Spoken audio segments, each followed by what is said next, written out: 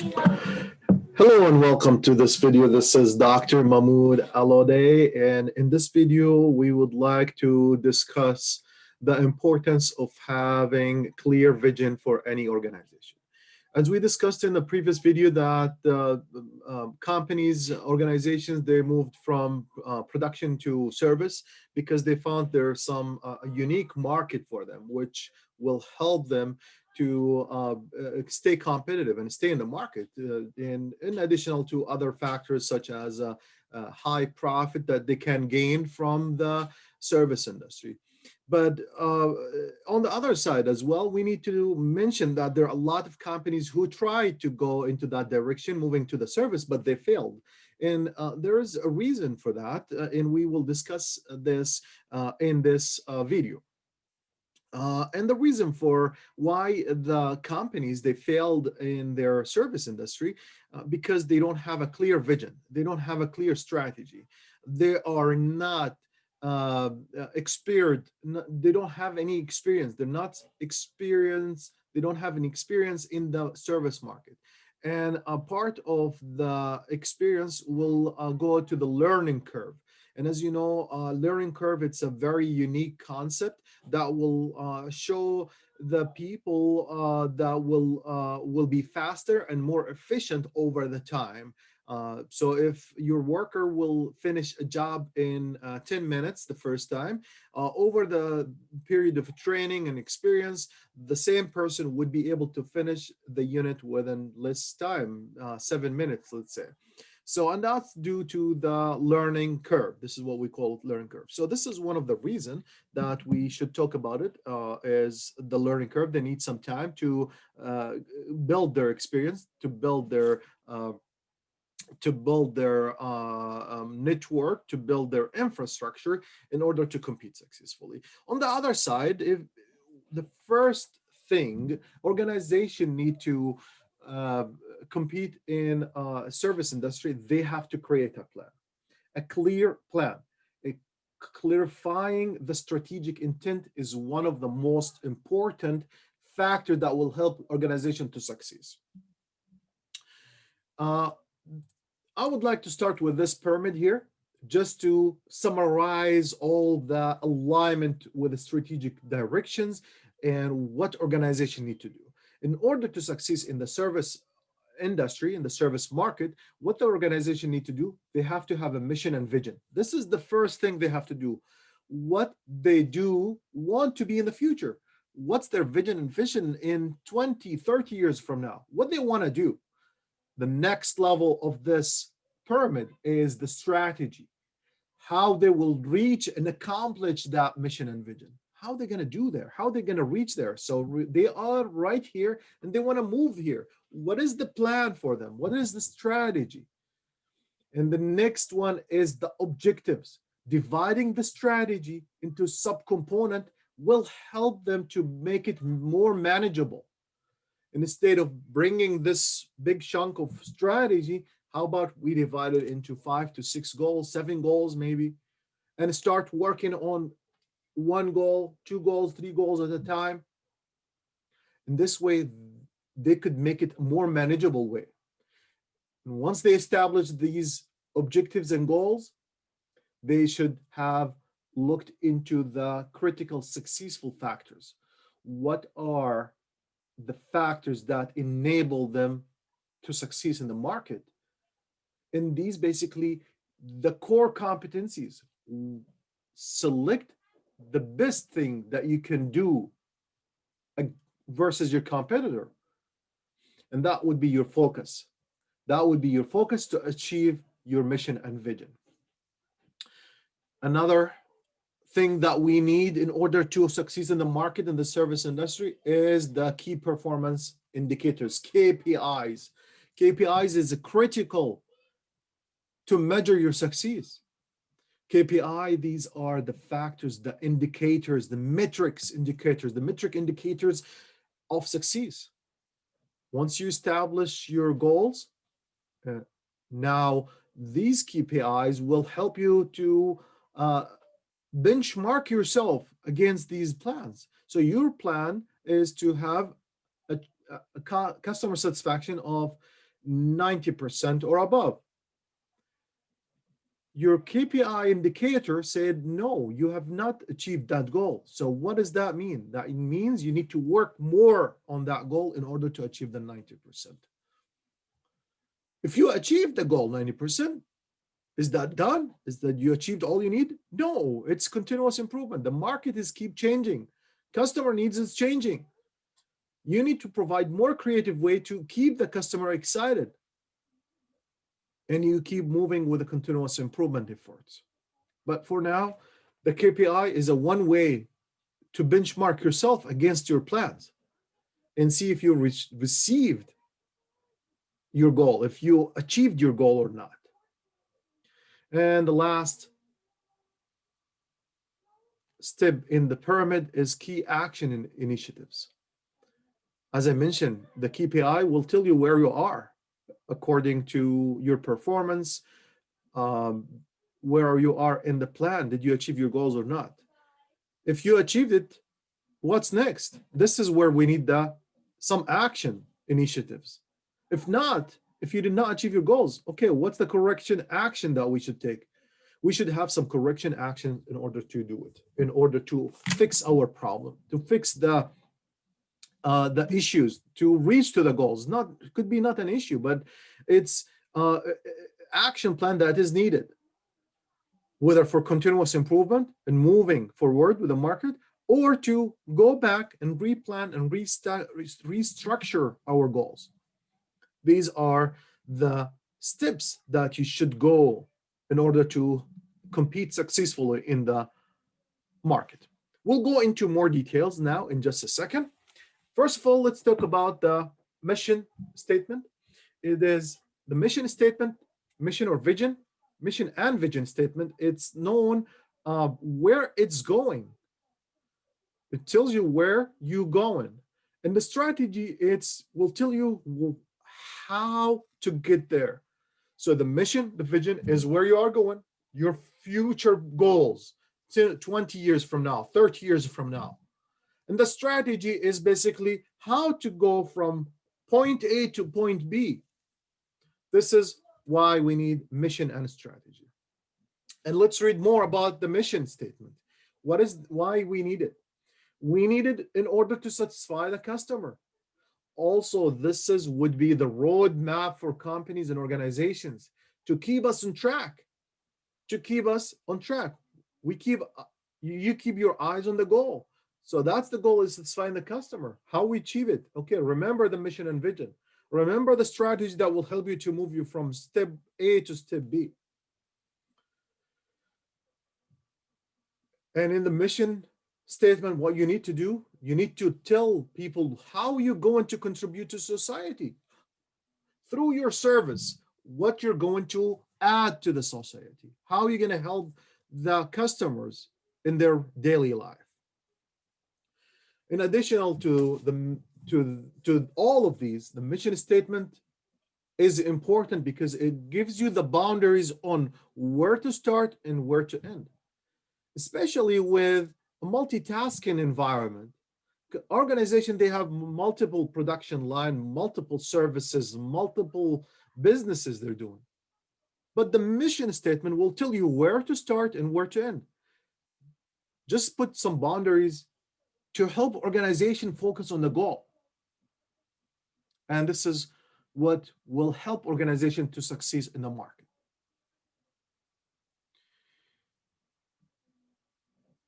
Yes, we're speaking here, but actually it's difficult.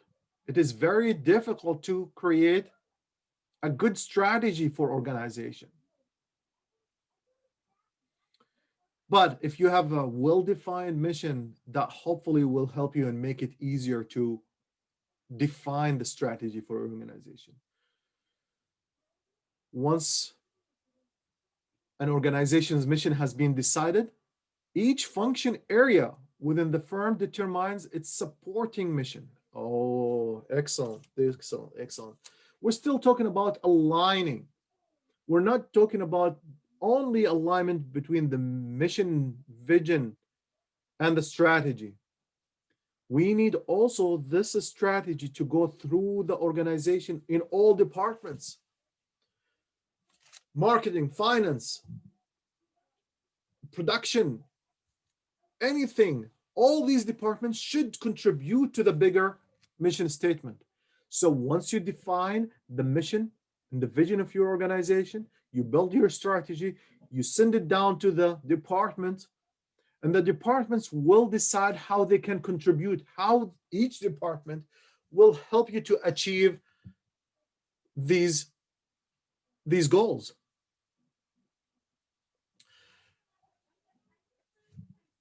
Missions for each function are developed to support the firm's overall mission. Then within that function, lower level supporting mission are established for the functions, the general function, the organization function. So it is really important to have a clear mission statement, a clear strategy, and once you have it clearly identified, you send it to all departments and each department will contribute to that. Let's talk more about strategy. Why we need a strategy? We need a strategy to exist in the market. We need to maintain our position in the market, in the service market as well. What we need to have, we have to have a unique service provided to our customers. We have to have a competitive advantages over our customers. What is competitive advantage? Competitive advantage implies the creation of a system that has a unique advantage over competitors. The idea is to create customer value in an efficient and sufficient way. What the value that you will be providing to your customer? What is the one thing or two things or maybe three things that makes you unique versus over your competitor? This is what we need to do. We need to know exactly what we do, what we're doing good. These are the core competencies that will help us to distinguish ourselves, from our competitors. Once you establish your mission statement, mission and vision, what you need to do, you have to start working on implementing the strategy. Strategy is the action plan to achieve your mission. It is the action plan to achieve your mission. Each function, each area, each department has a strategy for achieving its mission, for helping the organization reach to the overall mission. So again, we're going back to, this is not just only looking into the big picture, but also we need the specific detailed picture as well. All the departments should be contributing to the overall mission and vision and strategy. These strategies should implement a few things here. Should look into opportunities, should emphasize on strength, and should neutralize any threats. If there's any threats, they should consider it in their plans and avoid their weaknesses. There are so many ways that organization can achieve their mission and vision and strategy. There's so many ways. If you read the book, you will know exactly there are a lot of strategies that can be used. But however, in this video, I will be talking about three important strategies: differentiation, cost leadership, and response. Each of these strategies provide opportunity for us, operations managers, applied engineers, to achieve competitive advantage. So these strategies will give you the tool, the weapon that will help you to succeed as a service manager, as a service operations manager. All right, let's go ahead and start with the first one. Before we start with the first one, I'm gonna, on the left side here, you will see an example for an organization who competed globally and achieved competitive advantage. Safe Skin. Safe Skin is number one in latex exam gloves. And why is that number one? Because it's differentiated itself and its products. They make themselves different than competitors. It did so by producing gloves were designed to prevent allergic reaction. So they looked into the market and they said that there's no company that provide gloves that no does not impact the hands with allergy. So they provide these gloves that prevent allergic reaction.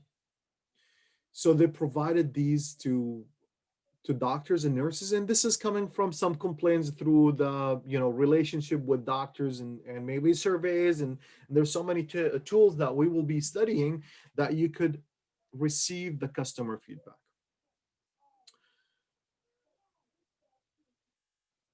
Soft Skin developed a hypoallergic gloves, then added texture to its gloves. So it's not just a plain glove anymore.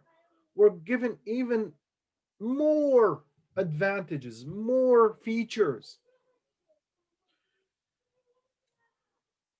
And this is how they keep themselves ahead of their competitors.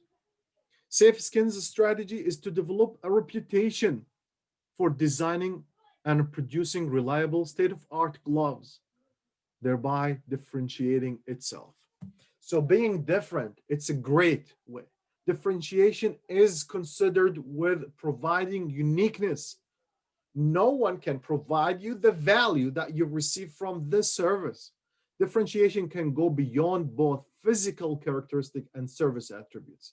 It's not just only the physical. And some people they worked well on the emotional aspect.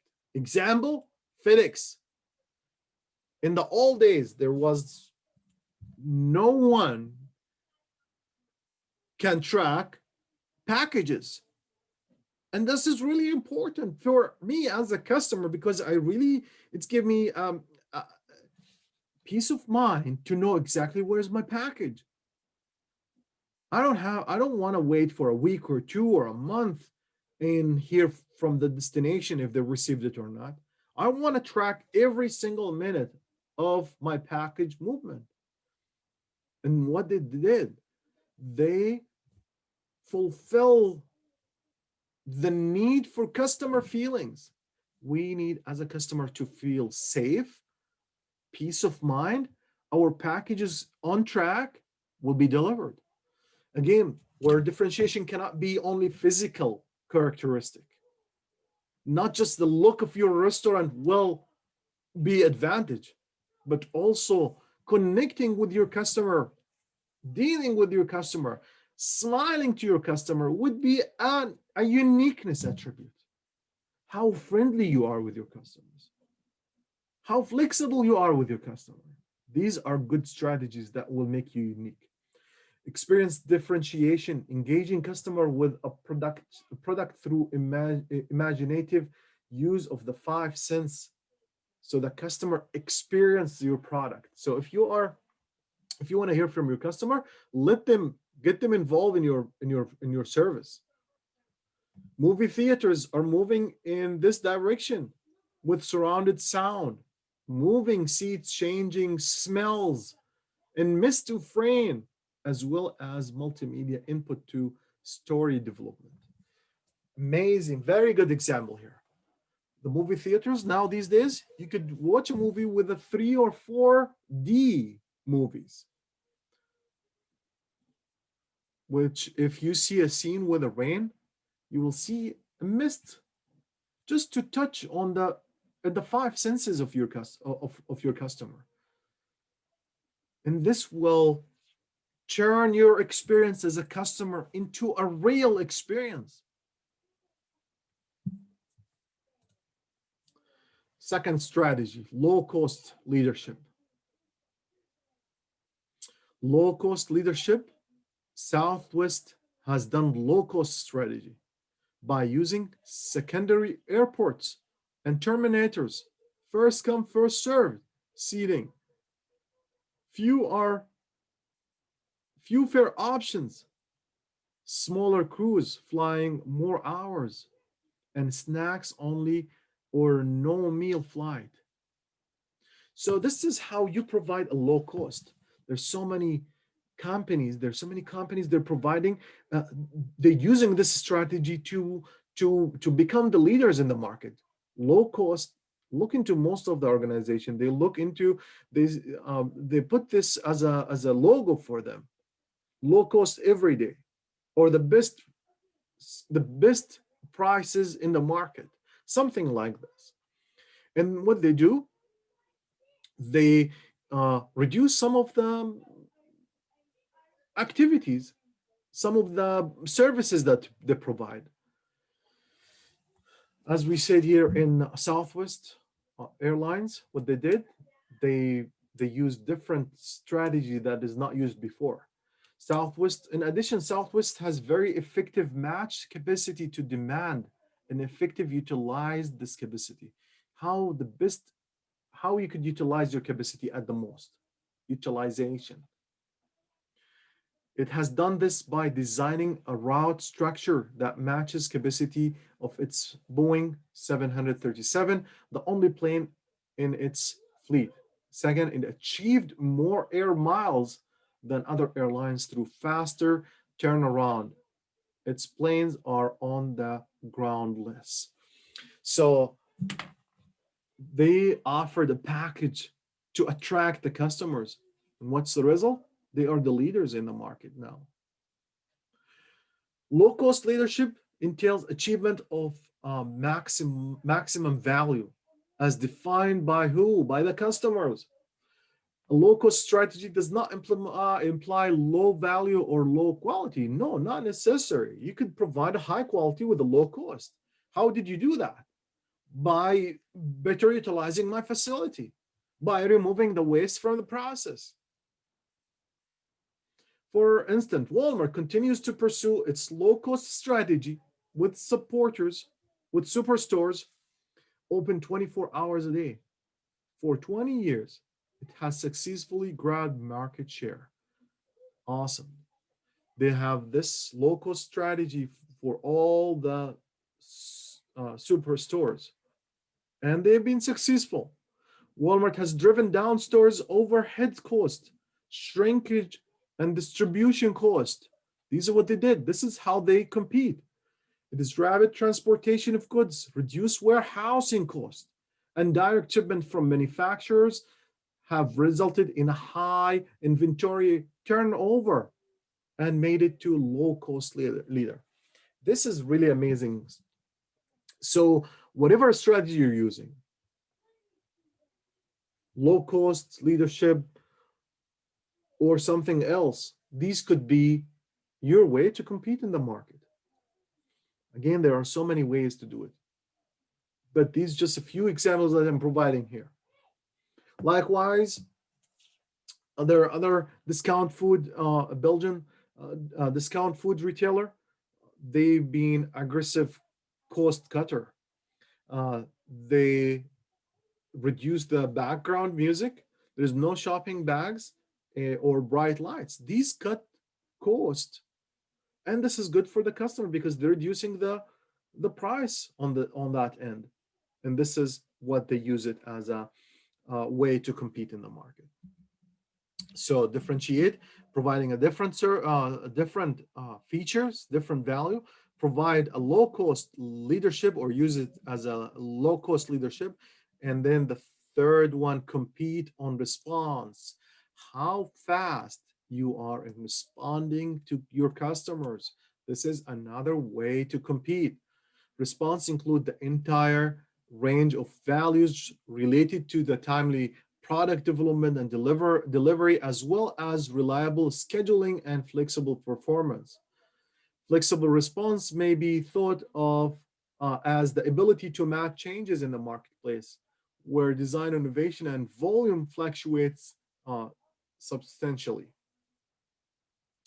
Reliability of schedule and reliable schedule are communicated to the customer, and the customer can in turn rely on them. So response could be flexible. You give some flexibility, ability to match changes. Also reliable, customer can rely on you. Consequently, the competitive advantage generated through reliable response has value to the end customer. Of course, this is some customer, they love that. Most of the customer, they love to reliable scheduling. The third aspect of response is quickness. Johnson Electronic, here's an example. Johnson Electric Holding Limited with headquarters in Hong Kong makes 83 million tiny motors each month. The motors go to cordless tools, household appliances, and personal care items such as hair dryers. Dozens are found in each automobile.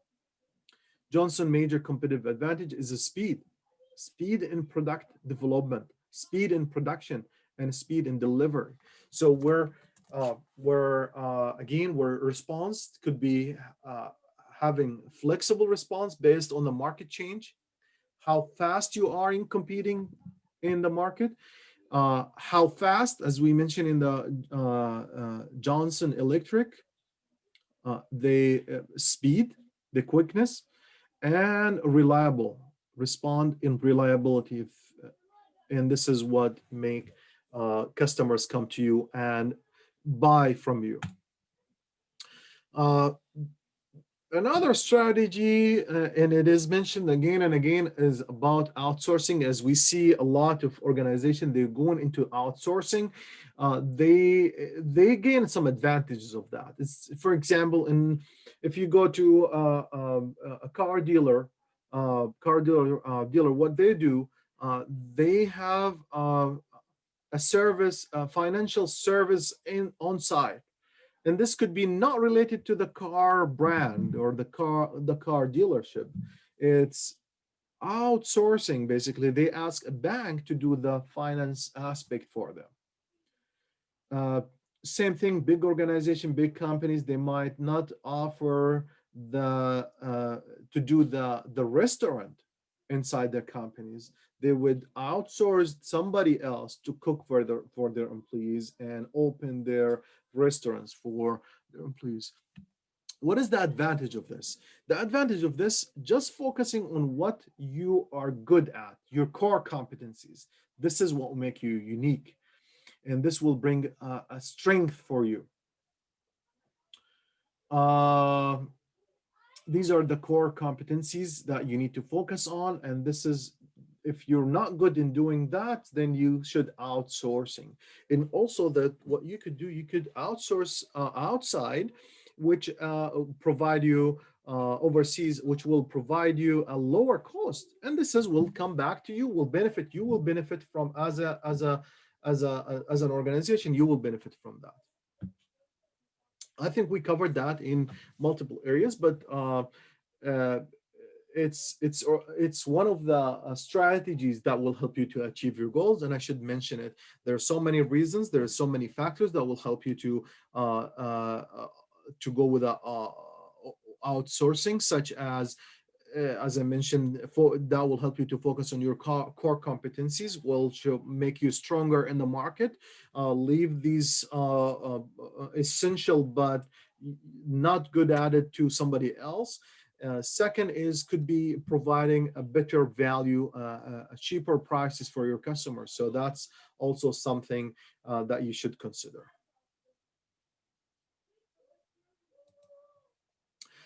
In this case study, I just want to mention that everybody think that people go to China, organization go to China because of the cheap labor. It's not that case. Even China do outsourcing as well. Where? To Ethiopia. They do send some work to Ethiopia to do the work for them. And on this case that I provided, where you will see also, even the China is could be the center of all the world. They're going to China to make and produce and do all this. But however, this could be also not true, because China itself they do outsource as well to Ethiopia. Uh, Now, in this slide, what I want to talk about it is I did mention that in order to compete globally and have a unique value, providing unique value, you have to create a mission and vision. And this is what will make you different than other people in the market. In order to do that, you should do a SWOT analysis. SWOT analysis we'll talk about it in future chapters, but this is basically will analyze the situation that you are in, will identify the strength for you, will identify the weakness, opportunities, and threats. And this is what we call SWOT analysis. The strength, any characteristic or capability that gives the organization a competitive advantage. The weakness is any characteristic or capability that put the organization at competitive disadvantage. Opportunities, these are external opportunities, gives the organization potential to grow and sustain competitive advantage. External threat, these are external threat put on the organization at a competitive disadvantage. And did I provided examples of this? So for their internal strength, that could be financial strength. They are doing very good. They're strong in terms of financially. They that could be considered a strength. The good reputation could be considered as strength. High quality product or service, this could be a strength as well. Weakness could be strategic confusion or lack of direction. We don't have any direction. We don't have a strategic plan. We don't have a mission and vision. That would be make you confused where things going. You don't have a strong management team. You don't have enough people to work with you to meet the demand. Insufficient skills. External opportunities could be availability for new customers, expand market for existing or potential or planned product, failures of competitors. So you will see that a lot of competitors failed. So now it's your opportunity. New online technologies, this is also could be an opportunity. External threat could be entry of lower cost competitors. You'll see some threat where some competitors, they compete with you at a lower price. And this could be a disadvantage for you. And this could be a threat for your company. So what is the SWOT analysis will help you? The SWOT analysis will help you to exactly know yourself. What's your strength, your weaknesses, opportunities, and the threats. And once you have a clear understanding of where you are, you could decide what strategy you should use to enter the service industry. That will increase the rate of success. Here's an example of the SWOT analysis. It's a simple 4 blocks. The first block on the left, that would be the strength. On the right, upper right would be the weakness. Lower left, opportunities. Lower right would be the threats. And you write down the factors that will contribute to each one of these. So, for example, strength would be the technological skills, management, the quality, the customer loyalty and reputation. Weakness could be the weakness could be the unstable management. Skills, you don't have enough skills in your company. Opportunity could be the new distribution channels that just came into the market and where you could use it. Change in population age, these could be an opportunity. Threats could be such as the tax increases. So you list down what are the threats, and this takes weeks and weeks to build this for organizations. So as you work in your organization, you need to identify these 4 critical factors, and these will help you to select the best strategy that fits your needs. Here is just to show you how you're gonna do, how things gonna fit with each other. First of all, you analyze the environment using the SWOT analysis. And once you identify the environment using the SWOT analysis, you could create the mission and vision. And then from the mission and vision, what you could do, you could create the strategy. And then what's next from the strategy? You're right. You could identify the core competencies, KPIs, objectives and goals, and you go down the pyramid that we shared with you, that I shared with you in the first slide.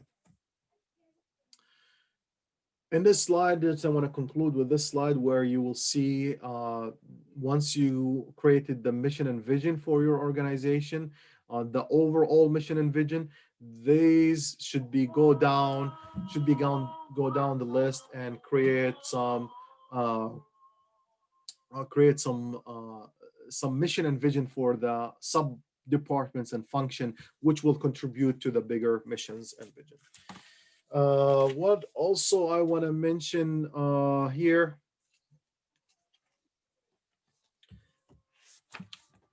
I want to take some